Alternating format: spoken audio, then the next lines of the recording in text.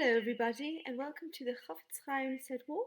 I will be discussing Jane Austen and specifically Pride and Prejudice. This is Pride, Prejudice, and Lashon Hara. Alright, so I'm prepared. Not only do I have my Shmiras Haloshin books, but I also have my Jane Austen pins. Alright, I'm going to show that to the camera. I know where that is. And my book with all the Jane Austen novels in them. And I am very ready to get started. So, wow. So amazing. Spoiler alerts ahead for Pride and Prejudice. If you have not seen Pride and Prejudice, read it, watch it, and then come back and watch this video.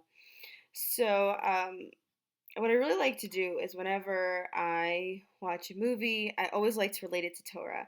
And especially since Shmiras Haloshin is a class that I am teaching, and I'm constantly learning about it myself, I wanted to relate a book that I found had so much Lashon Hara in it, and that is one of my favorite books. There's a lot of juicy gossip, okay, and there's just so much to learn from it because after all of these, you just see how better things could have been if Lashon Hara wasn't said, how much hurt could have been prevented, and it just would have been easier. But also, then there wouldn't be so much drama, which is such an amazing part of Jane Austen's book is not just the romance, but the drama. I am not going to be discussing all of the Lashon Hara in it. There's just so much here to dissect. I don't know, it might be a little bit scattered. I don't think it'll all be in order, but hopefully you'll all get it. So, just a few different characters and storyline. We have a family, the Bennet family. They have 5 daughters, and the second oldest is Elizabeth Bennet. She is the main character, and her older sister, Jane, is a very key part of the story. Her relationship, or incoming romance with Mr. Bingley, who is a new resident, new single and rich resident of of Meryton in Longbourn, I believe. Longbourn. Mr. Bingley has a best friend, Mr. Darcy, and then also, the relationship between Mr. Darcy and Elizabeth Bennet, who is the main character. They're essentially the 2 main characters of the story. Spoiler alert, they get together, okay? It's called Pride and Prejudice for a reason. Just like the prejudice part is so key, especially when discussing Shmiras Haloshin, like we're saying, a prejudice. There's sometimes misconceptions and ideas that we get into our heads, and we think we're allowed to have them, right? But we don't even realize how off we can actually be, right? This is really like discussing how they believe that Mr. Darcy has so much pride, and we'll see why. And they're like, okay, so now they have a prejudice against him, right? And Pride and Prejudice isn't just one part with one character, like it's everywhere. So I would say, in forefront, that Mrs. Bennet, so the mother of these 5 girls, including Elizabeth and Jane, I would consider her to be Rachel in this whole book and the situation, just constantly spewing gossip to everybody she can talk to, because really there's nothing deep about her. She's a very shallow person. I think that's really all she has to talk about is just gossip. There's nothing deeper to her. She's not having DMCs, these deep, meaningful conversations with her husband, with her daughters. It's all about just finding rich guys and these soldiers. I would consider Mrs. Bennet to be a Bale Lashon Hara or Rachel. She just it comes very naturally to her to spread this Lashon Hara. She is and she was very beautiful, and that's a reason why Mr. Bennet fell in love with her. But besides that, she's just a very obnoxious character, very selfish. Um, and I could say all this. This is not Lashon Hara because it's a character, okay? Don't speak this way about anybody else. They're having a ball, and Mr. Darcy, Mr. Bingley, and his sisters are introduced at this ball, and Mr. Bingley is drawn to Jane, and they dance. They're having a nice time, and Mr. Darcy's just sitting there the whole time, and he's not as outgoing as his friend, and he's just standing in the corner, not really doing anything. They're clearly women who want to dance, and his friend is like, Mr. Bingley's like, hey, yo, come on, like, look at all these pretty girls. Come on, let's dance. Have a good time. And then he's like, you are dancing with the only handsome woman in the room. Handsome back then meant beautiful, okay? It's not an insult. It doesn't mean that they were masculine. So, so Mr. Bingley is like, well, yeah, she's very beautiful, but like, look, because her sisters are here. Her sisters are also very beautiful. And he goes, what about Elizabeth? You know, because they were introduced to each other briefly, and Mr. Darcy coldly says, she is tolerable, but not handsome enough to tempt me. Anyway, Mr. Darcy is standing there and says this about Elizabeth, and Elizabeth overhears this. Okay, so they were speaking to each other. He clearly is saying something negative about her, but that's actually not the Lashon Hara that I want to focus on. After that, Elizabeth tells her friend Charlotte, and I believe all of her family members, what Mr. Darcy said about her, because she found it very humorous. She wasn't there like, oh my gosh, I'm so offended. She was like, whatever, this is just a really funny situation. I was standing right there and he's just talking about me. So she started saying something negative about him, and everyone's viewing him in a negative way. Mr. Darcy didn't even know Elizabeth, didn't even know who she was, right? Then a few situations happen. Jane is getting closer to Mr. Bingley, and Jane goes to visit and have a meal with his family at his mansion, and she ends up getting sick because her mom really wanted her to get sick so she'd stay longer. Jane gets sick, and she ends up staying at the house, and a doctor is attending to her, and Elizabeth is like, I'm gonna go check on my sister. And so Elizabeth walks over because they're neighbors now, and she also attends to her sister. And Mr. Darcy is there with Mr. Bingley and his sisters. Mr. Darcy gets to know her better, and even though Mr. Darcy in the beginning was not exceptionally fond of her, he ends up, really liking her. He sees more of her character. Before, he didn't really know who she was. They just had a brief introduction and that was it. Now he's seeing, how kind she is, how intelligent she is. Mr. Darcy ends up becoming quite fond. And he finds her very amiable, all right? I'm going to try to use as much of the vocabulary from the book as I remember. Caroline Bingley starts just talking about their family, and then they were talking about how how the Bennets have an uncle in Cheapside, and that I would think according to the name Cheapside, like I guess I'm correct that they're not very wealthy. There's not really. He's a lawyer.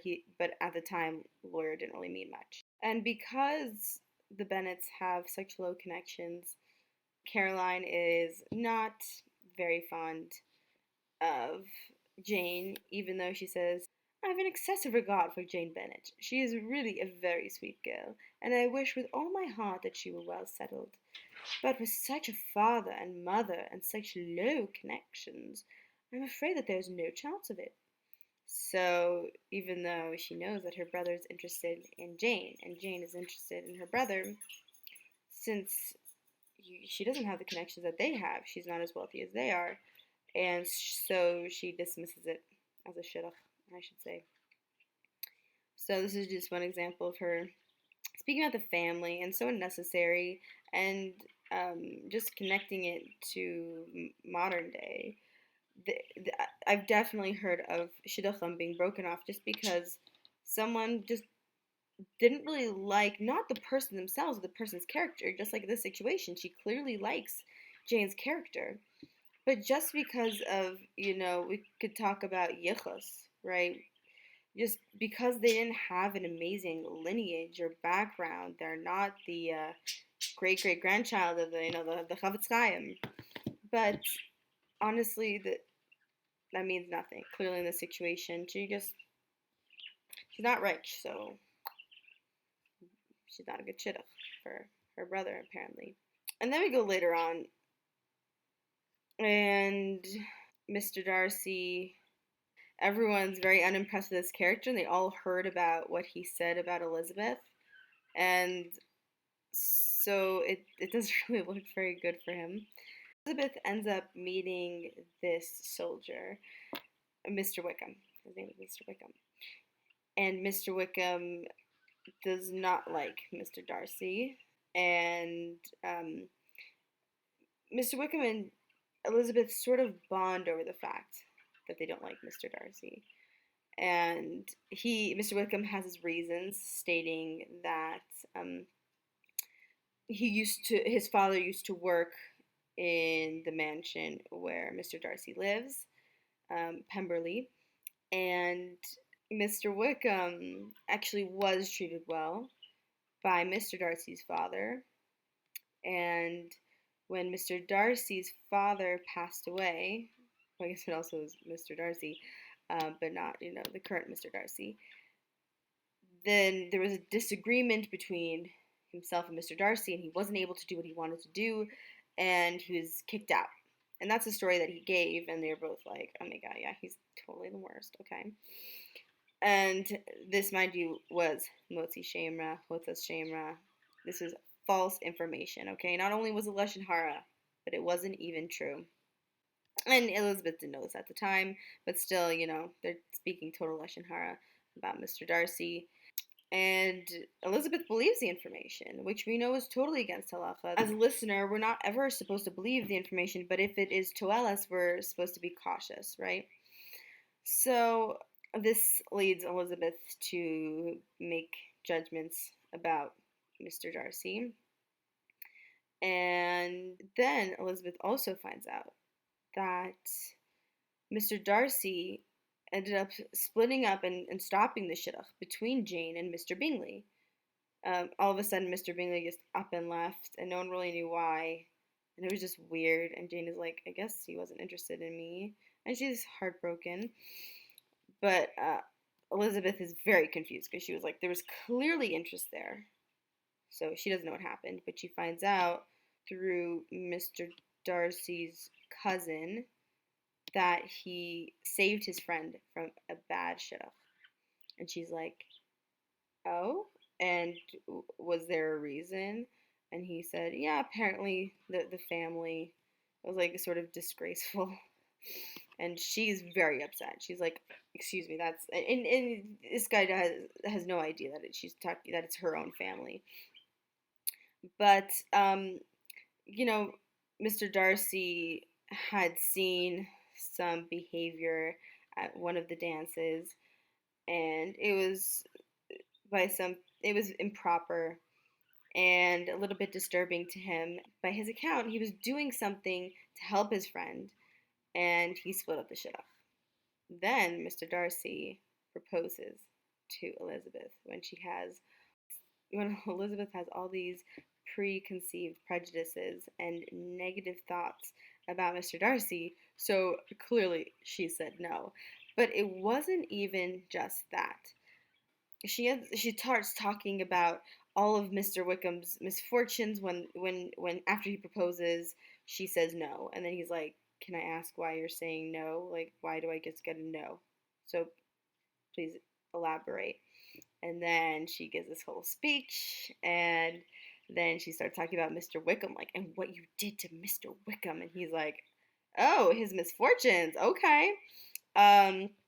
Yes, his misfortunes have been great." And she's saying all these things about specifically Mr. Wickham that she had heard. And this is really all news to him because he's like, uh, that's not what happened. And she continues on saying that the dislike that she has wasn't just founded from this one situation, but rather she's saying just like everything that she's seen and has heard specifically from Mr. Wickham has led her to this conclusion that he is not a great guy. And Mr. Darcy is upset, rightfully so.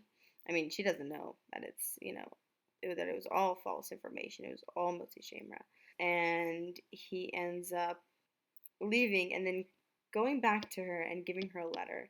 And in this letter, he discusses the impropriety that her family showed, and he also discusses Mr. Wickham. So this is very interesting. When we're discussing Mr. Wickham, would that be considered toelas? It would be helping a shidduch. Also, he's giving clarity. You really have to think about it more to figure out what would be a way that would have worked. He comes back the letter talking about how Mr. Wickham tried to take Mr. Darcy's younger sister, who was 15 at the time, wanted to get money because Mr. Darcy's family is very rich. And so he explains this, like how terrible it was for him. And, Mr. Wickham wanted to be, he claimed he wanted to be a clergyman. And then he was like, actually, no, but still give me money. And that's how he ended up becoming a soldier because Mr. Darcy, he ended up saving his sister, thank God. But he was just like, I'm giving you a little bit and just go. Just go. I don't ever want to see your face again. Elizabeth reads this letter and really doesn't know what to believe with all these conflicting statements. She sort of takes it and is cautious. And that's exactly what you should do. Elizabeth didn't want to spread the rechilas she was given. She did not want to give it out. She's definitely not a rechil in the typical way that many other characters in this book are. But she does confide to Jane what she was told. And besides that, she pretty much keeps the information to herself and is cautious for herself. So even though before she was, interacting with Mr. Wickham a lot, now she knows she's sort of taken a step back. She's not really speaking to him so much anymore. Later on, Lydia ends up running away with Mr. Wickham. Now, I'm sure if she knew that this was going to happen before and that if they were in cahoots or they were speaking to each other, she definitely would have said something, and that totally would have been Tuelas. Her sister runs away with Wickham. They have to pay a lot of money, and so on. Now, I want to focus on another character, and this character is Lady Catherine de Bourgh. She is this high and mighty character. Mr. Collins, Elizabeth's cousin who marries Charlotte, it's his patroness, and everyone thinks very highly of her. And she has this very pompous, disgusting attitude that, like, I absolutely dislike her. But one thing that she does, and this is not something very often, I believe, spoken about in terms of Shmiras HaLashon, is onas devarim. And they are words that are hurtful. So even it's a huge sin to even just say something that is mean. And Lady Catherine de Bourgh, she's not just one-upping. It's to the extreme of just demeaning people and thinking of them as less and showing them as less somehow, even though they're normal people. Like, just she speaks to Elizabeth, just asking her, like, "Oh, you never had a governess? Like, you never had a nanny? Your mom took care of you? Are you kidding me?" Like, it's just, and it's not just because she lives in high society. She thinks of herself as so much that she brings everybody down. There's no humility. Like Elizabeth, she basically forces Elizabeth, not forces, but she's like, go play piano for us. And Elizabeth is like, I don't really play very well. I really prefer not to. And Mr. Collins is like, just do it. She's like, okay, I'll play for you guys, but like I said, I don't really play very well. And she starts playing piano.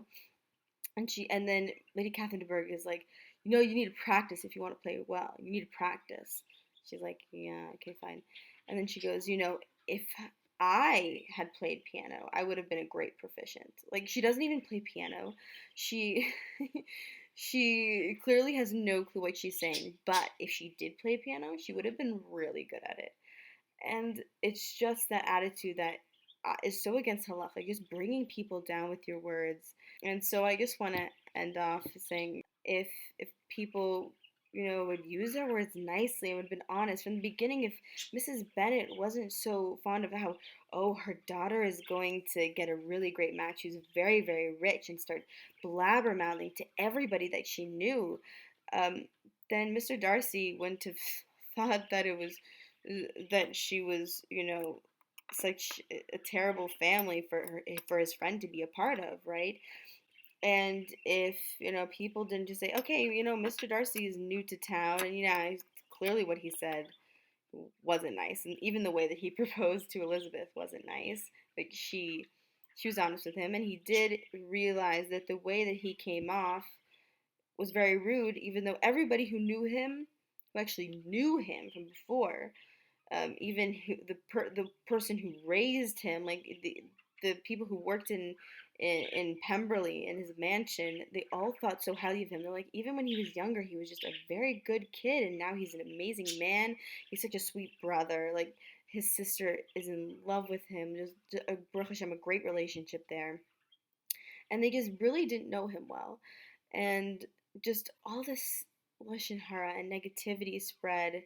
It could have saved so much heartache, and honestly, then I believe Elizabeth um, and Mr. Darcy would have even gone together so much earlier in the book. But obviously, that's not how books go and movies go. There needs to be drama. There needs to be craziness for them to eventually get together, right? To eventually bring them together. Just to know, like how much you say has a negative impact. Even if you believe like this won't come to anything, it doesn't really matter. Who cares?